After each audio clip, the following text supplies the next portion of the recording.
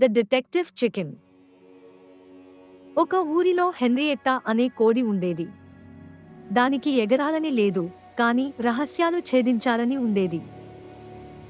ఒకరోజు ఉదయం అరిచింది, నా మొక్కజొన్న గింజలు కనిపించడం లేదు. ఇది నేరం. మిగతా కోళ్లు కళ్ళు తిప్పాయి. నువ్వే తిని ఉంటావు అని రూస్టర్ బాబ్ అన్నాడు. కాని హెన్రియెట్టా సీరియస్గా ఉంది. గడ్డితో చేసిన మీసం, డోనట్ భూతద్దం తీసుకుని డిటెక్టివ్ హెన్గా మారింది. పందిని విచారించింది, పిల్లిని గూఢచర్యం చేసింది, కుక్క వేలిముద్రలు తీసుకోవడానికి ప్రయత్నించింది.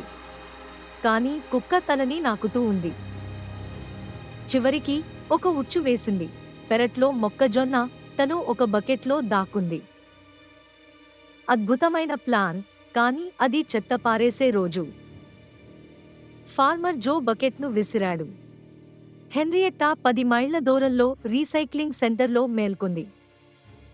నీకు మీసం ఉంటే డిటెక్టివ్ అయినట్టు కాదు.